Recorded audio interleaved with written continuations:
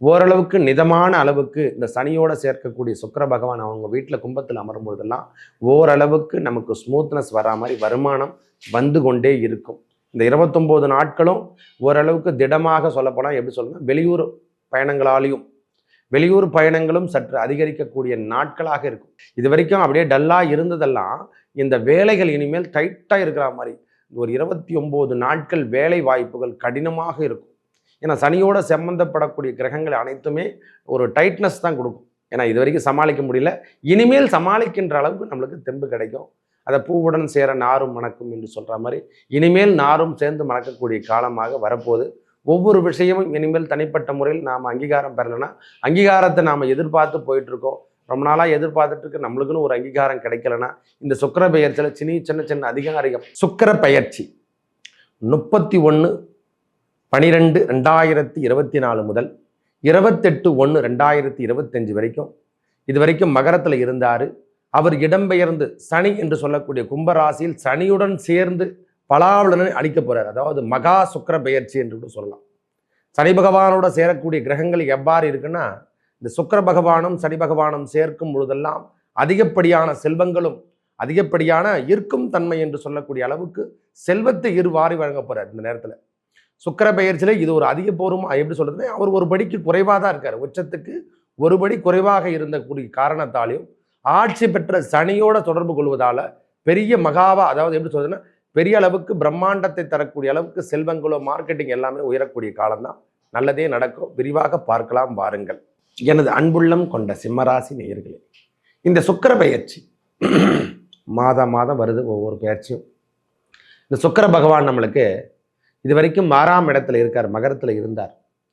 31/12/2024 முதல் 28/1/2025 வரைக்கும் மகரத்திலிருந்து கும்பத்துக்கு சனியோட தொடர்பு கொள்ள போறார். சனி பகவானோட தொடர்பு கொள்ளும் பொழுதெல்லாம் இதுவரைக்கும் இருந்து வந்த வெளியூர் வெளிநாடு தொடர்புகள், அதாவது நம்மளுக்கு 3ஆம் அதிபதி அவர் தான், 10ஆம் அதிபதி என்று சொல்லக்கூடிய தொழில் காரகனாகவும் அவரே தான் வரார். அதனால இது வரைக்கும் வெளியூர் தொடர்பாகட்டும், கம்யூனிகேஷன் ஆகட்டும், எதுவும் சரியான முறையில் இல்லை, இளைய சகோதரன் சகோதரி இதெல்லாம் கருத்து வேறுபாடெல்லாம் நிறைய இருக்குதுன்னா இந்த நேரத்தில் இதெல்லாம் ஃபேவராக நம்மளுக்கு மாறப்போசாகும். தவறான விஷயங்கள் எல்லாமே புகட்டி இருந்தது நேரத்தில் கணவன் மனைவிக்குள் கருத்து வேறுபாடெல்லாம் ஏற்பட்டிருக்கும். இது ஒரு 6 மந்த்தாகவே அதெல்லாம் நடந்துட்டுருக்கு அவங்களுக்கு. அந்த தொந்தரவான விஷயம் சுக்கிர பகவானை தொடும் பொழுதெல்லாம் அவங்களுக்கு எல்லாமே சிம்மராசிக்காரங்களுக்கு எல்லாருக்குமே சண்டை சச்சரவோடு தான் வாழ்ந்துட்டு இருக்காங்க. ஏதோ ஈடு கொடுத்து வாழ்ந்துட்டு இருக்கிறாங்கன்னு சொல்லலாம் எனக்கு தெரிஞ்ச வரைக்கும். மற்றபடி அவங்களுக்கான ஃபேவராக எதுவுமே நடந்ததா சரித்திரமே இல்லை சுவாமி. எல்லா இடத்துலையும் தடை தடை தடை என்று சொல்கிறோமில்ல, அந்த தடையெல்லாம் இப்போது பூர்த்தி செய்ய போகின்றது.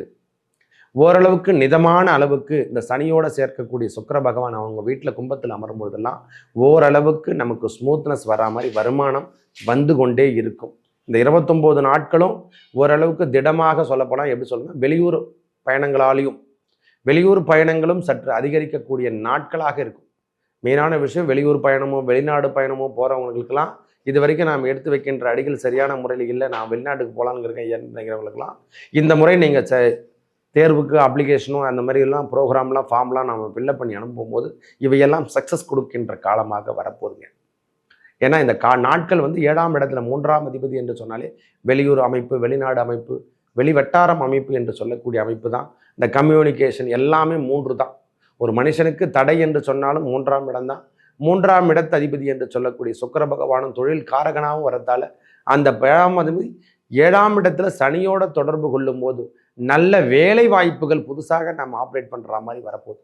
இது வரைக்கும் அப்படியே டல்லாக இருந்ததெல்லாம் இந்த வேலைகள் இனிமேல் டைட்டாக இருக்கிற மாதிரி ஒரு 29 நாட்கள் வேலை வாய்ப்புகள் கடினமாக இருக்கும்.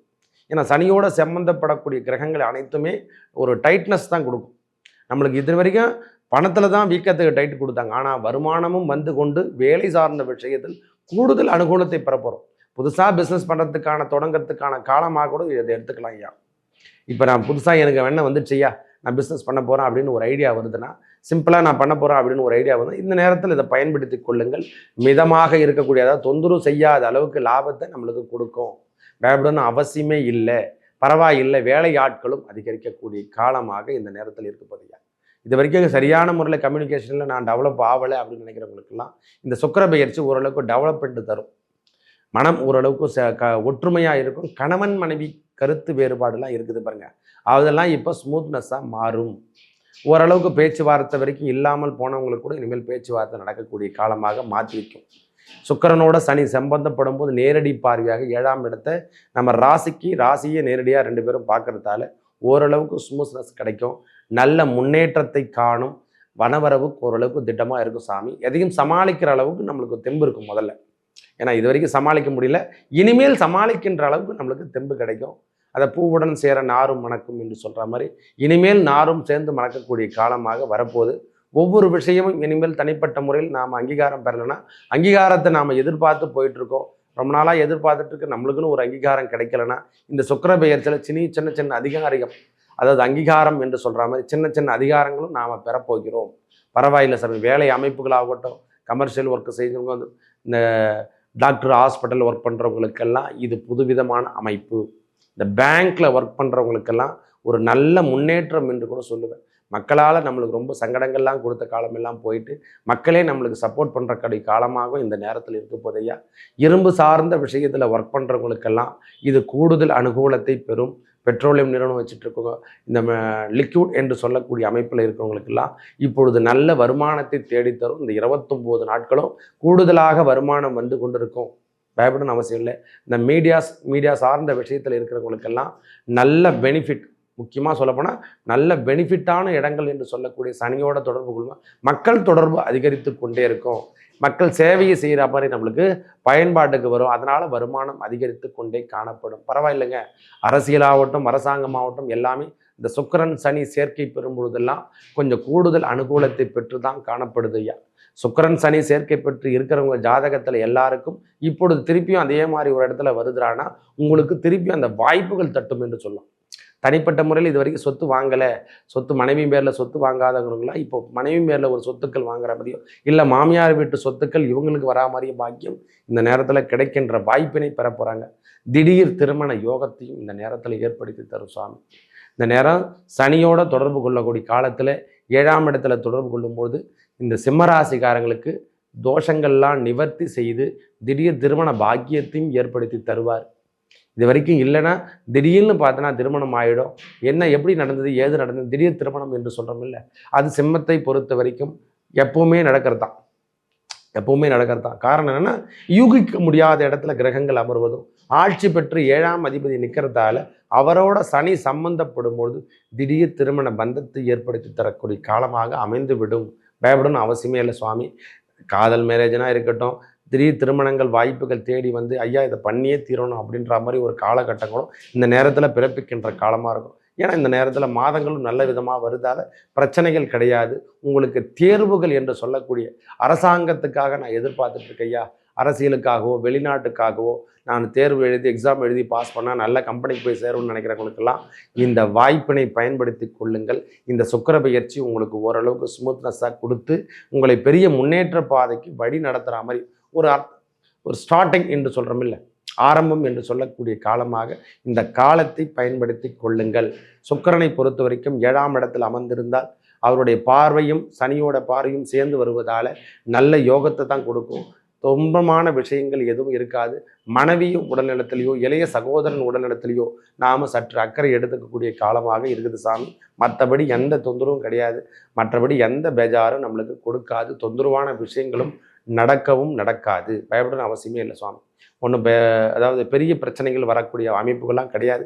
இதன் மூலியமாகவும் அந்த உடல்நிலத்திலே அக்கறை எடுத்துக்கக்கூடிய காலமாகவும் அவங்கக்கிட்ட நம்ம ஹாஸ்பிட்டல் போக வரும்போது நம்ம பேச்சுவார்த்தை இல்லாதவங்க கூட பேசக்கூடிய காலமாக இந்த அமைப்பு சேர்த்து கொடுக்கும்.